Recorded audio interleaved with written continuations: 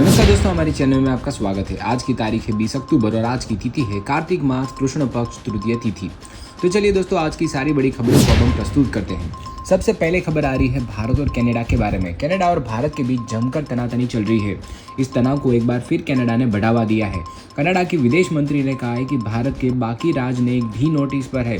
इसके बाद रिश्तों को लेकर तमाम तरह की अटकलें लगाई जा रही है। रूस के राष्ट्रपति व्लादिमीर पुतिन ने अपने देश में आयोजित होने वाले ब्रिक्स शिखर सम्मेलन से पहले शुक्रवार को कहा है कि ये पश्चिम विरोधी नहीं बल्कि एक गैर पश्चिम संगठन है और प्रधानमंत्री नरेंद्र मोदी ऐसा कह चुके हैं। उनसे पूछा गया कि क्या उन्हें रूस और यूक्रेन के बीच शांति संबंधी वार्ता में भारत की भूमिका नजर आती है, तो उन्होंने प्रधानमंत्री नरेंद्र मोदी द्वारा व्यक्त की गई चिंता का हवाला दिया और मोदी को मित्र बताया। पुतिन ने कहा है कि रूस इसके लिए आभारी है। बहराइच में दंगाइयों के खिलाफ अब तक का सबसे बड़ा एक्शन होने जा रहा है। हिंसा करने वाले आरोपियों के घरों पर कभी भी बुलडोजर चल सकता है। वो इसलिए क्योंकि सूबे के मुखिया योगी आदित्यनाथ ने हिंसा के बाद दंगाइयों के खिलाफ सख्त एक्शन लेने के ऑर्डर दे रखे हैं। घर और दुकानों पर नोटिस चिपका दिए जा चुके हैं। हालांकि सबसे बड़े एक्शन से पहले ही बहराइच में लोग खौफ खाए हुए हैं। उन्होंने अपना बोरिया बिस्तर समेटना शुरू कर दिया है। दुकानों को भी खाली कर दिया है। पश्चिम बंगाल में आरजीकर मेडिकल कॉलेज एवं अस्पताल की अपनी मृतक सहकर्मी के लिए न्याय की मांग कर रहे आंदोलनकारी चिकित्सकों यानी कि डॉक्टर्स ने शुक्रवार को धमकी दी है कि अगर उनकी मांगे पूरी नहीं की गई तो 22 अक्टूबर को राज्य के सभी डॉक्टर्स हड़ताल करेंगे। डॉक्टर्स ने यह भी कहा है कि वे अन्य राज्यों के अपने सहकर्मियों के साथ भी बातचीत कर रहे हैं तथा इस मुद्दे पर मंगलवार को देशव्यापी हड़ताल भी हो सकती है। भारतीय एयरलाइंस को बम की धमकी मिलने की घटनाएं लगातार जारी है। बीते 24 घंटे में 3 विमानों को बम की धमकी मिली है। इसके साथ ही इस सप्ताह विमानों को बम की धमकी मिलने की घटनाएं 35 से ज्यादा हो गई है। हालांकि गनीमत यह है कि ये सभी कॉल्स फर्जी निकली है। विमानों को धमकी मिलने का ताज़ा मामला विस्तारा एयरलाइंस की दिल्ली से लंदन जाने वाली फ्लाइट से जुड़ा है, जिसे धमकी मिलने के बाद जर्मनी के फ्रैंकफर्ट की ओर मोड़ा गया। महाराष्ट्र विधानसभा चुनाव के लिए 20 नवंबर को मतदान होगा।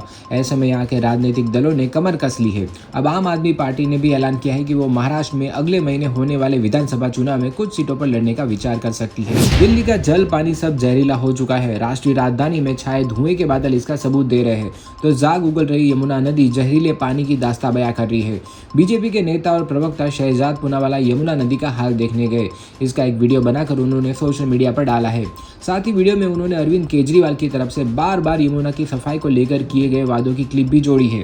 पाकिस्तान में अगले साल होने वाले चैंपियंस ट्रॉफी को लेकर चल रहे संशय के बीच पाकिस्तान क्रिकेट बोर्ड ने भारतीय क्रिकेट कंट्रोल बोर्ड से संपर्क साधा है। ऐसा माना जा रहा है कि भारत सुरक्षा का हवाला देकर इस टूर्नामेंट के लिए पाकिस्तान की यात्रा नहीं करेगा। पीसीबी ने बीसीसीआई को मौखिक सुझाव दिया है कि भारतीय टीम नई दिल्ली या चंडीगढ़ या मोहाली में शिविर लगा सकती है और अपने मैचों के लिए विशेष उड़ान का इस्तेमाल करके लाहौर जा सकती है। सनी देओल ने 19 अक्टूबर को अपना 66वां जन्मदिन मनाया। सुपरस्टार की पाइपलाइन में कई चर्चित फिल्में हैं। सनी ने अगली फिल्म के लिए साउथ के सफल निर्देशक गोपीचंद मालिनी के साथ हाथ मिलाया है। इसी बीच सुपरस्टार के जन्मदिन के खास अवसर पर अस्थायी शीर्षक SDGM के नाम से चर्चा बटोरने वाली इस फिल्म का शीर्षक जारी हो गया है।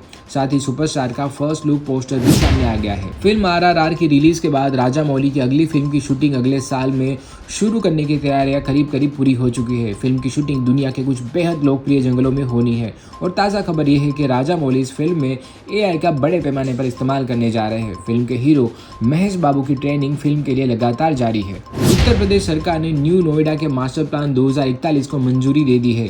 नए नोएडा को दादरी नोएडा गाजियाबाद इन्वेस्टमेंट रीजन यानी कि DNGIR का नाम दिया गया है। इस प्लान में लगभग 19 आपत्ति आई थी, जिनमें बदलाव किए गए हैं। DNGIR मास्टर प्लान 2041 को 4 फेज में पूरा किया जाएगा। इस प्लान से नोएडा समेत पश्चिमी यूपी का विकास होगा। मानव इतिहास में पहली बार पृथ्वी का जल चक्र असंतुलित हो गया है। ये वैश्विक चक्र पूरे ग्रह पर पानी को चारों ओर घुमाने वाला सिस्टम है। एक नई रिपोर्ट में विशेषज्ञों ने चेतावनी दी है कि ये असंतुलन पूरी दुनिया पर कहर बरपाएगा।